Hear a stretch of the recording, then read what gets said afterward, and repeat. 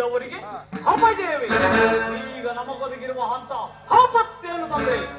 ಅಭಿಮನ್ಯು, ದ್ರೋಣನ ಚಕ್ರವ್ಯೂಹವನ್ನು ಭೇದಿಸುವ ಶಕ್ತಿ ನಮ್ಮಲ್ಲಿಲ್ಲ. ವ್ಯೂಹದಿಂದ ರಕ್ಷಿತರಾದ ಕೌರವ ಯೋಧರ ಬಾಣ ಪರಂಪರೆಗಳಿಂದ ನಮ್ಮ ಸೈನ್ಯವು ಹತವಾಗುತ್ತಿರುವುದು.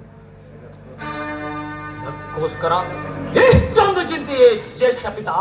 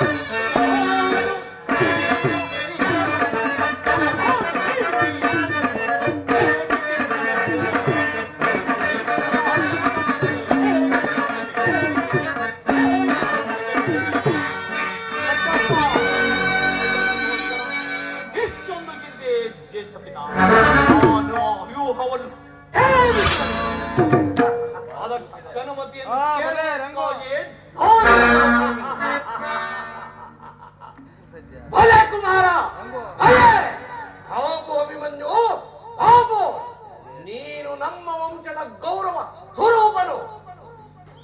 ಈ ಕೆಲಸವು ನಿಮ್ಮಿಂದಾಗತಕ್ಕದ್ದಲ್ಲ ಮುಗಿಯುವುದು.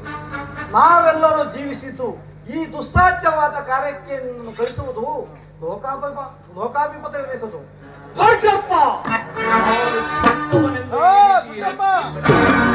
ನಿಮ್ಮ ಕಣ್ಣುಗಳ ಮುಂದಿರುವ ಪಾರ್ಥಿವಕುಮಾರನ ಶರೀರವು ಚಿಕ್ಕದಿರಬಹುದು, ಆದರೆ ಅದರೊಳಗಿರುವ ಜೀವಜ್ಯೋತಿ ಚಿಕ್ಕದಲ್ಲ.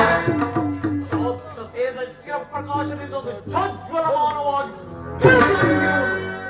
ಸಾಹಸದ ಪ್ರಭಾಪಳಕದಿಂದ ಅದು ಪ್ರತಿಬಿಂಬಿತವಾಗಿ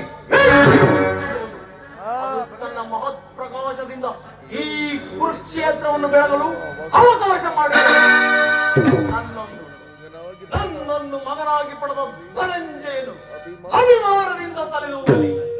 ವೀರ ಪ್ರಸವಾದ ಸುಭದ್ರೆಯು ಆನಂದಾಶ್ರುಗಳನ್ನು ಯೋಗ್ಯ ಅವಸಾರವು ದೊರೆತಾಗ ಧೈರ್ಯದಿಂದ ಕೀರ್ತಿಶಾಲಿಯಾಗುವುದು ಕ್ಷಾತ್ರದ ನಿಯಮ. ಮರಣ ಕಂಜಿ ಶತ್ರು ಸಂಹಾರಕ್ಕಾಗಿರುವ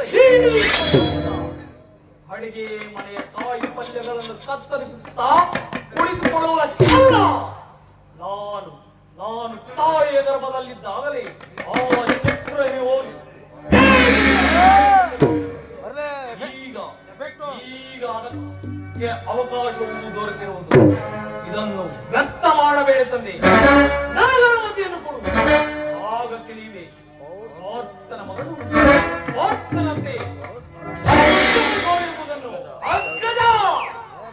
ಅಭಿಮನ್ಯುವಿನ ಪ್ರಾರ್ಥನೆಯನ್ನು ನಿರಾಕರಿಸಬೇಡ. ಈ ವೀರ ಭಾರತದ ಉತ್ಸಾಹಾಗ್ನಿಯ ಮೇಲೆ ಜಲಸೇಚನವಾಗದಿರಲಿ. ನಾನು ಸೈನ್ಯವೆಲ್ಲವನ್ನು ತೆಗೆದುಕೊಂಡು ಹೋಗಿ ಅಭಿಮನ್ಯುವಿಗೆ ಸಹಾಯಕರಾಗಿ ನಿಲ್ಲುವೆನು. ಅಭಿಮನ್ಯುವು ವ್ಯೂಹವನ್ನು ಭೇದಿಸಲಿದ್ದೇವೆ. ನಾವೆಲ್ಲರೂ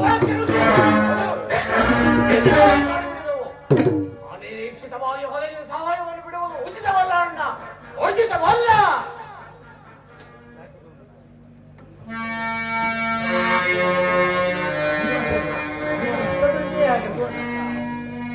ಬಾಲಕನ ಪ್ರಾಣವನ್ನು ನಿನ್ನ ಕೈಯಲ್ಲಿಡುವೆ. ಯುದ್ಧರಂಗದಲ್ಲಿ ಒಂದು ಕ್ಷಣವೂ ಆ ದೀನವನ್ನು ಬಿಟ್ಟಿರಲಾಗದು. ಧನಂಜಯನ ಪ್ರಾಣ ಪದವು ಅಚ್ಚಳಿಯದೆ ಪುನಃ ಬಂದು ಅವನನ್ನು ಸೇರಲಿ.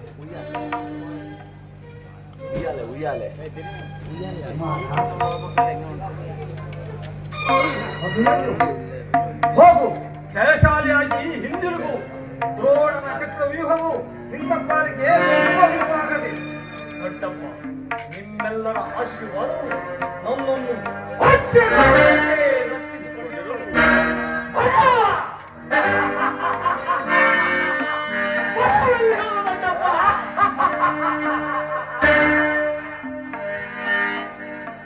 ಹೋಗಿ ಬನ್ನಿ, ಶುಭವಾಗಲಿ.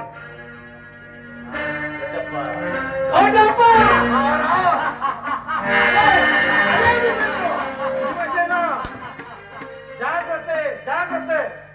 ಭಯಪಡಬೇಡ ದೊಡವೆ, ಭಯಪಡಬೇಡ ಅಣ್ಣ. ಹೋಗಿ ಬಾ, ಹೋಗಿದ್ದೇವೆ.